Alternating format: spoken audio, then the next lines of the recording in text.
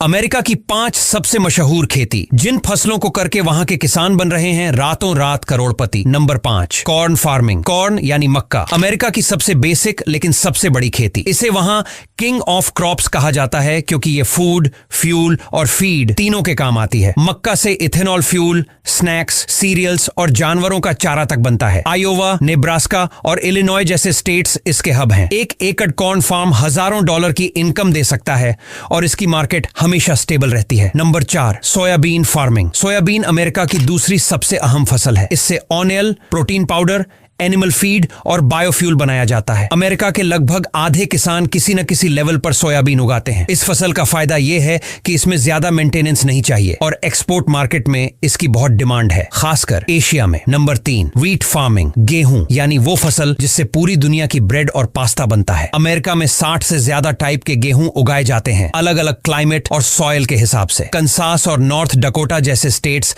इसे बड़े स्केल पर उगाते हैं। गेहूं की खेती अमेरिका की फूड सिक्योरिटी की बैकबोन मानी जाती है। Number 2, cotton farming. कॉटन यानी रुई अमेरिका का व्हाइट गोल्ड। टेक्सास, जॉर्जिया और मिसिसिपी में इसके बड़े फार्म्स हैं। ये खेती अमेरिका की टेक्सटाइल इंडस्ट्री को चलाती है और इसका एक्सपोर्ट भी बहुत होता है। कॉटन की खेती में वाटर और क्लाइमेट दोनों का सही बैलेंस जरूरी है। अगर मौसम सही रहे तो इसका प्रॉफिट बहुत बड़ा होता है। Number 1, अल्फाल्फा farming. अल्फाल्फा सुनने में शायद नया लगे, लेकिन ये अमेरिका की सबसे जरूरी फसल मानी जाती है। इसे डायरेक्ट इंसानों के लिए नहीं बल्कि डेयरी और मीट इंडस्ट्री के लिए उगाया जाता है क्योंकि ये हाई प्रोटीन फीड है। 1 एकड़ अल्फाल्फा फार्म हर साल 4 से 5 बार कटाई देता है और इसका प्रॉफिट काफी अच्छा होता है। तो दोस्तों, ये थी अमेरिका की 5 सबसे अहम खेती। अगर वीडियो अच्छा लगा हो तो लाइक और शेयर करना मत भूलना।